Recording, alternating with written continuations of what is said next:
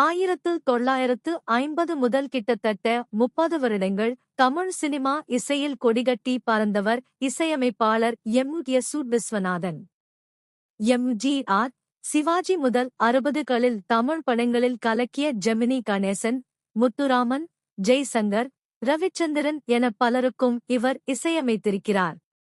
எம்.ஜி.ஆருக்கு அவரின் பாணியிலும், சிவாஜிக்கு அவரின் பாணியிலும் இசையமைத்து கொடுப்பார்.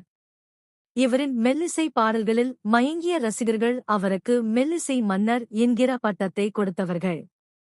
துவக்கத்தில் இசை மேதை ராமமூர்த்தியுடன் இணைந்து பல படங்களுக்கும் இசையமைத்தார். அதன்பின் தனியாக இசையமைக்க துவங்கினார். வெட்டுக்கள் இவரிடம் அருவி போல கொட்டும். சினிமாவுக்கு வருவதற்கு முன்பு தியேட்டரில் முறுக்கு விற்கும் வேலையெல்லாம் விஸ்வநாதன் செய்திருக்கிறார். 1930, 40களில் திரைப்படங்களில் பெரும்பாலும் அதிக பாடல்கள் இடம் பெற்றிருக்கும். தியேட்டரில் வேலை செய்யும் போது அந்த பாடல்களை கேட்டு கேட்டு அவருக்கு இசையின் மீது அதிக ஆர்வம் ஏற்பட்டது. சினிமாவில் நடிக்க வேண்டும், பாட்டு பாட வேண்டும் என்றே ஆசைப்பட்டிருக்கிறார். ஆனால் அது நடக்கவில்லை. சில நாடகங்களிலும் நடித்திருக்கிறார். அதன்பின் பல இசையமைப்பாளர்களிடம் உதவியாளராக வேலை செய்திருக்கிறார்.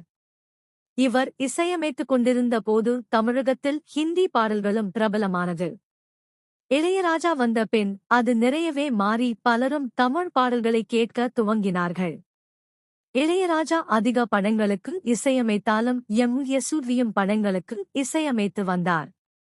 இந்நிலையில் பல வருடங்களுக்கு முன்பு ஒரு இசை நிகழ்ச்சியில் பேசிய எம்.எஸ். நினைத்தாலே இனிக்கும் படத்தில் வரும் எங்கேயும் எப்போதும் சந்தோஷம் சங்கீதம் பாடல் எப்படி உருவானது என சொல்லியிருந்தார். அந்த பாடல் எனக்கு ஒரு சோதனை. தேனிசை மழை என டைட்டிலில் போட்டு விட்டார்கள். நான் பயந்துட்டேன்.